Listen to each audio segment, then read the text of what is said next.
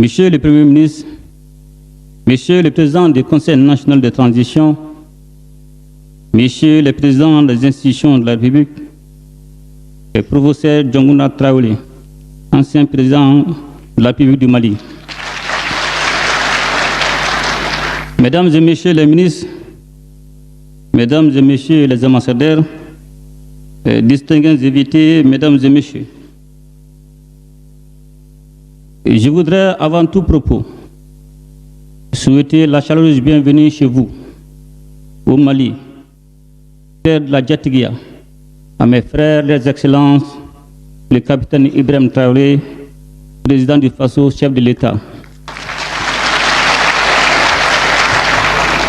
le général d'armée Abdourahmane Tchani, président de la République du Niger, chef de l'État,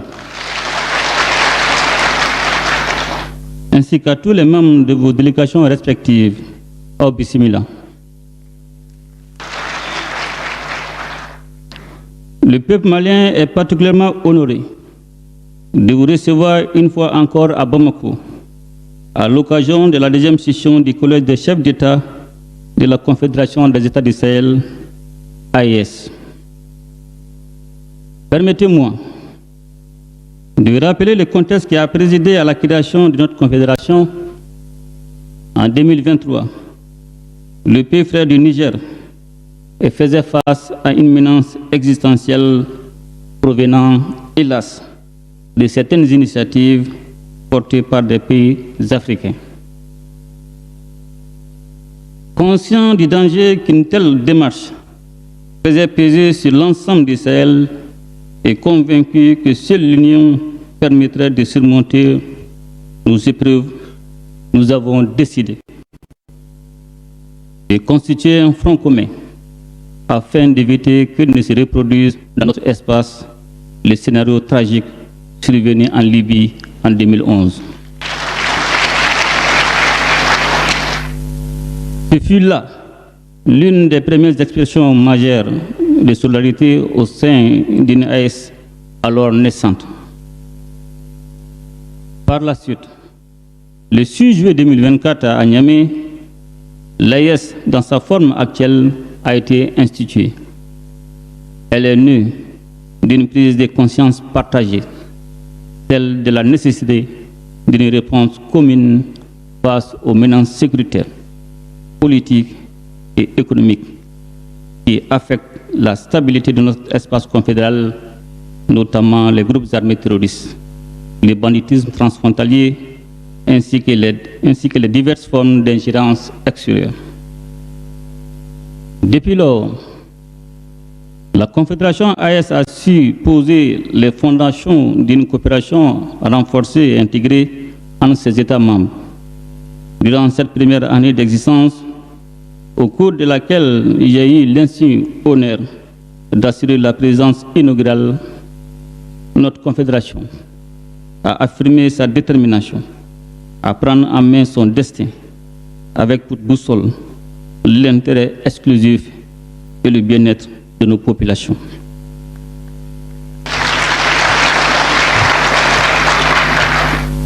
Je tiens à cet égard à saluer l'engagement sans faille de nos vaillantes populations confédérales qui ont très tôt compris les enjeux de notre combat et nous ont accompagnés par des actes concrets.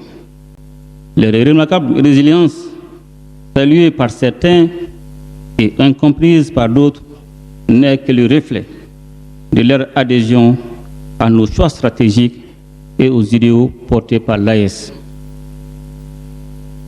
Je souhaite également rendre un hommage appuyé à la diaspora de l'espace confédéral qui n'est pas demeurée en marge des mutations en cours.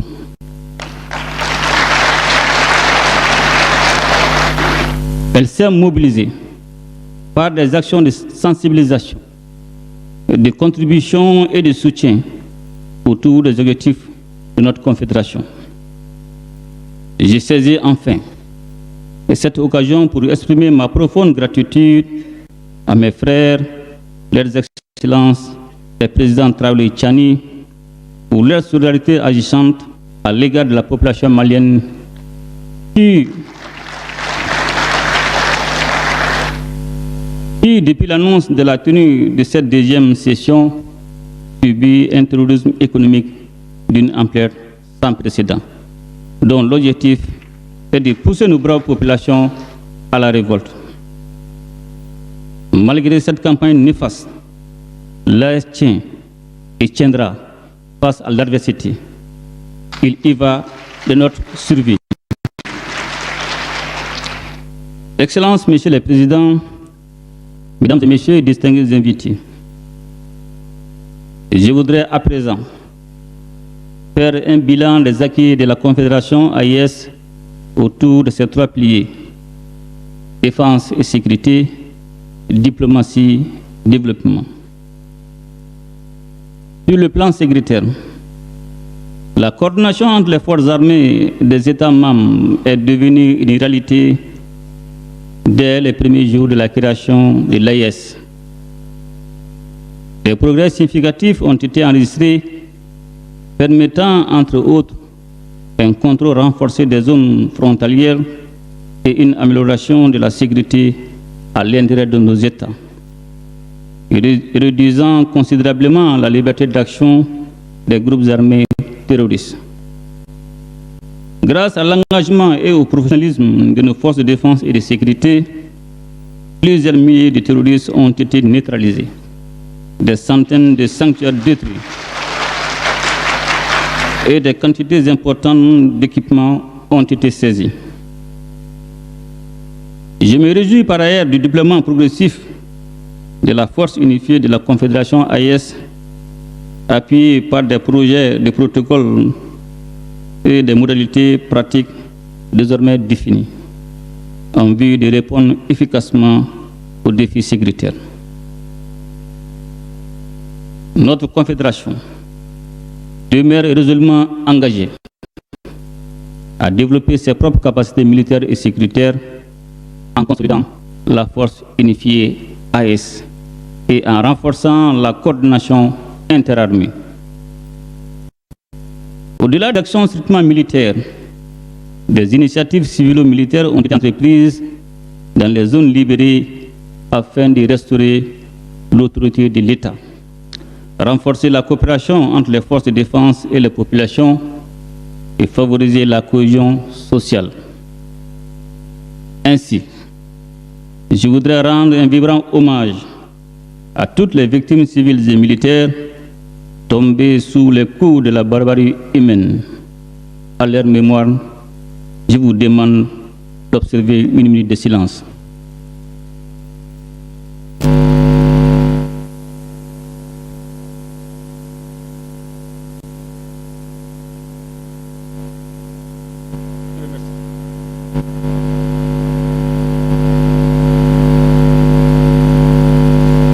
Excellences, Messieurs les Présidents, Mesdames et Messieurs, distingués invités,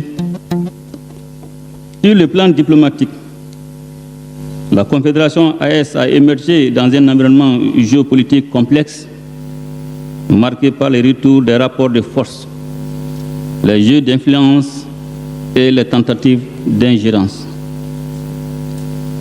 Cette réalité nous a conduits à adopter une posture proactive, adaptée et pleinement assumée. Grâce à la cohérence de ses positions et à l'efficacité de son action, la Confédération AES a progressivement su s'imposer sur la scène régionale et internationale en tant qu'entité.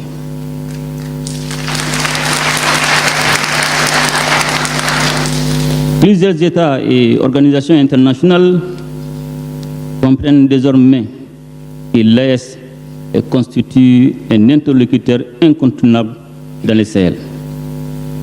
Sous la présidence malienne, les mécanismes de concertation diplomatique institués par les chefs d'État ont permis l'expression de positions communes sur divers sujets d'intérêt partagé, notamment au sein des organisations et instances internationales. La diversification de nos partenariats, y compris avec les puissances émergentes et les organisations internationales, contribuera à renforcer davantage le positionnement géopolitique de l'espace AIS. Je remercie à cet égard les partenaires sincères et fiables qui ont compris l'essence de notre combat et ont fait le choix responsable de nous accompagner. Excellences, Monsieur le Président, Mesdames et Messieurs, distingués invités, sur le plan du développement, notre espace,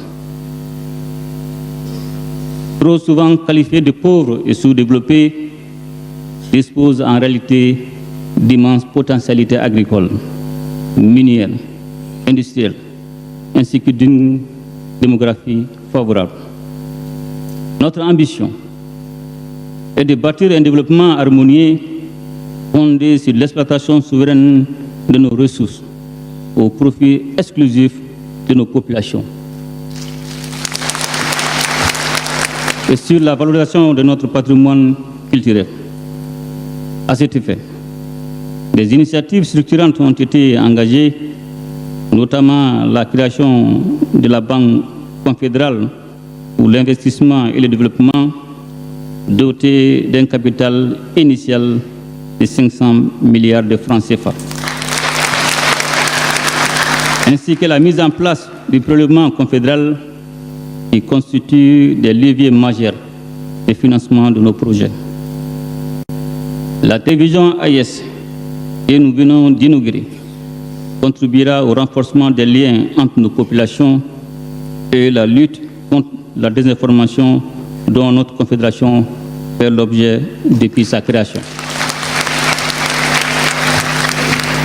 Excellences, Monsieur le Président, Mesdames et Messieurs, distingués invités, dans le même esprit, une centrale d'achat des produits de première nécessité est en cours de création afin de mieux prendre en charge les besoins fondamentaux de nos populations.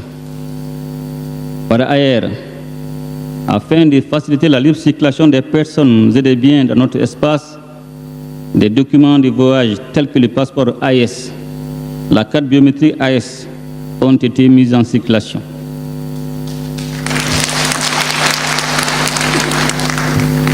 L'avenir de notre confédération en matière de développement économique et social est porteur d'espérance, car nous avons su définir et mettre en œuvre des politiques visant à garantir la souveraineté sur nos ressources et sur nos choix économiques.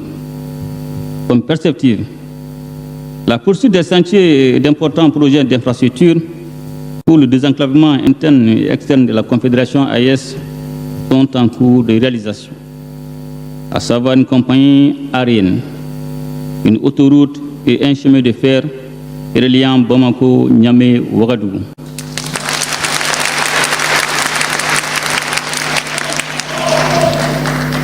Les protocoles additionnels élaborés et relatifs aux piliers défense et sécurité, diplomatie et développement, ainsi qu'aux sessions confédérales des parlements, complètent et renforcent l'architecture institutionnelle de la Confédération AIS, et conformément au traité du 6 juillet 2024 portant création de la Confédération des États du Sahel, AIS. Excellences, Monsieur le Président, Mesdames et Messieurs, distingués invités, je voudrais enfin réitérer mes sincères remerciements à mes frères, leurs Excellences, le capitaine Ibrahim Traoré, président du FASO, chef de l'État, et le général d'armée Abdourahmane Tiani, président de la République du Niger, chef de l'État, pour la confiance placée à ma personne, en me confiant la présidence inaugurale de la Confédération AIS, ainsi que pour leur soutien constant dans l'accomplissement de cette noble mission. Les acquis enregistrés en matière de rétablissement de la paix, de renforcement de la sécurité, de lutte contre le terrorisme et de développement, et de défense des intérêts de l'AIS sur la scène internationale répondent aux aspirations légitimes de nos populations. Avec le soutien de nos peuples unis et solidaires, nous réussirons. Sur ces mots, je déclare ouvert les travaux de la deuxième session du Collège des chefs d'État de la Confédération AES. Je vous remercie.